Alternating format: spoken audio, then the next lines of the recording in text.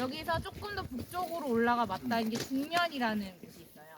중면이라는 곳에 태풍 전망대라고 전망대도 있는데 그러니까 거기가 훨씬 더 북쪽이랑 가까운 곳이죠. 중면에 51년에 화장장이 먼저 있었다고 해요. 연구조사랑 증언을 따르면은. 근데 이제 거기는 민통선 이북 지역이기도 하다 보니까 자세하게 이제 확인은 되지 않았는데 얘기에 따르면 51년에 중면에 먼저 지어서 쓰다가 그걸로도 부족해서 52년에 여기 화장장을 추가로 건설을 해서 진행을 했다고 합니다. 그만큼 그 시기에 굉장히 많은 전사자가 발생을 했다는 거를 이 유적이 알려주고 있죠.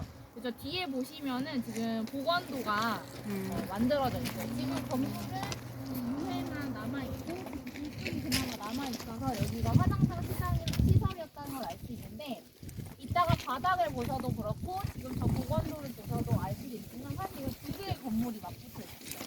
기역자 형태로 이렇게 건물하고 이렇게 건물이 두 개가 붙어 있어서 작지 않죠.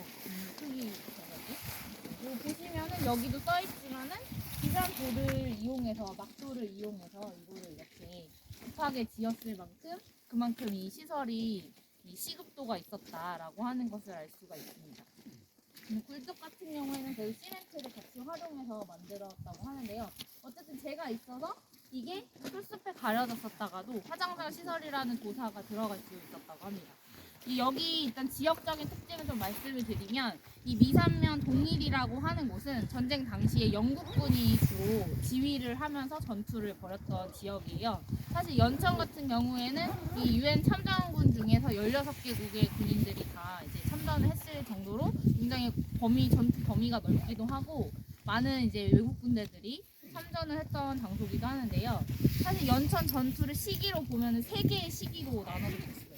첫 번째는 전쟁 발발 직후 6.25 전쟁을 우리 보통 하잖아요. 6월 25일, 26일 사이에 이 임진강변을 넘어오던 이제 군대가 이제 북군하고 부딪혔어. 그럼 이때 넘어온 군대는 어디일까요? 박솔지 부대라는 북이겠죠. 북이겠죠. 전쟁 바로 개전 당시에는 우리가 남과 북의 전쟁이었잖아요. 그래서 여기 고랑포랑 도간포라고 하는 곳에서 발발 직후에는 남과 북이 처음에 싸웠습니다. 근데 그리고 그 이후에 51년, 52년에 여기서 계속 벌어졌던 대부분의 전투는 이제 유엔군과 중국군이 많이 부딪혔어요. 전쟁의 성격이 달라진 거죠. 또 51년에는 이제 특히 51년 4월에 중국의 춘계공세라고 하는 게 이제 전체 지역에서 이제 벌어지는데 여기서도 그 춘계공세와 관련된 전투가 굉장히 많았습니다.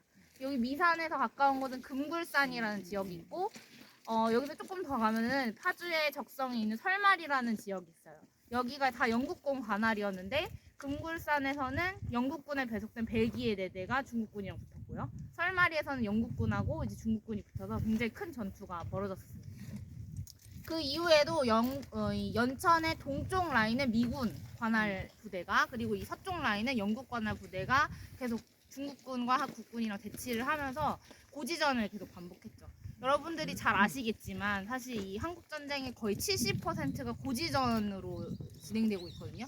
그러니까 휴전협정 기간 동안 내내 한 뼘이라도 더 차지하려고 전쟁이 계속 치열하게 벌어졌고 그래서 그 이후 시기에 참전했던 유엔군과 중국군이 굉장히 많은 사람들이 이 전쟁터에서 죽음을 맞이할 수밖에 없어요. 그러니까 이 시설이 52년에 여기 미산면에 생겼다고 하는데 52년이면 이미 정전협정이 한창 진행 중인 시기잖아요. 그 시기에 이걸 추가로 만들었을 만큼 얼마나 많은 사람들이 죽어나가고 있었는지를 우리가 이제 역설적으로 이 장소를 통해서 알 수 있는 거죠. 그래서 그리고 또 한편으로는 이 전쟁의 성격이 처음 말씀드렸던 것처럼 첫 번째 전투에서 이 두 번째 중국군 칭계공세 이후 또 고지전까지 이어지는 3번의 이 시기 구분을 보면은 남북 간의 전쟁에서 이 냉전 구도가 격화되는 국제적인 전쟁의 이제 공간으로 한반도가 비화하기 시작했다라는 것을 말해주고 있는 것이기도 합니다. 그래서 사실 이렇게 유허가 드러나면서 여기 이 주변 보시면 알겠지만 산이잖아요. 굉장히 오랫동안 그냥 묻혀 있다가 지금 어쨌든 드러나서 우리한테 이전에 이 시기에 이 근처에서 얼마나 많은 사람들이 죽었는지를 보여주고 있지만 또 이제 유엔군이라고 하는 것 때문에 사실 이게 드러날 수 있었던 것도 있었겠죠. 사실 이런 시설을 우리가 과거와 같은 전쟁을 반복하지 않고 애도하고 성찰할 수 있는 그런 세계적인 공간으로 충분히 고민을 할 수 있다면 좋겠는데 안타깝게도 현재까지는 이제 안보 공간으로 안보 평화 관광으로 이 공간을 활용하려는 계획이 더 많습니다. 연천 같은 경우에 121 침투로가 또 이 근처에 있거든요. 그러니까 121 침투로, 그다음에 아까 제가 말씀드렸던 중면의 태풍 전망대 이런 곳들을 묶어서 여기가 평화 관광지, 안보 관광을 위한 평화 관광지 이런 곳을 개발해야 한다라고 하는 게 지금 한창 추진 중에 있어요.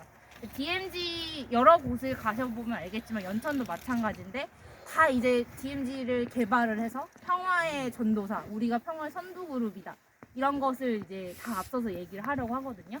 근데 사실 이런 공간을 우리가 평화적으로 성찰을 한다면 저희 이제 사실 반전의 내용, 이런 죽음이 더 발생하지 않는 국적과 인종을 넘어서서 그런 것들이 일어나지 않는 공간으로 만드는 걸 고민할 수 있는 거를 만들어줘야 되는데 우리가 이제 지금까지 진행되는 것들을 보면은 사실 거기서 평화가 무엇을 말하고 있는 건지 많이 고민을 해봐야 되지 않나라는 질문을 던지는 곳이 하죠.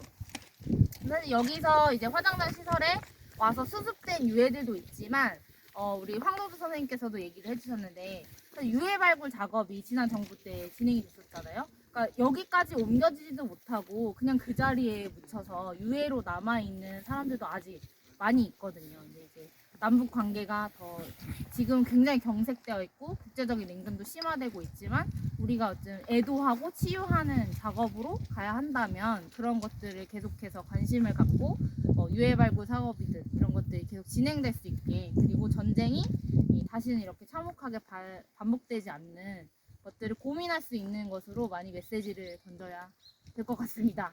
네. 예. 고생하셨습니다. 고맙습니다. 역시 박사.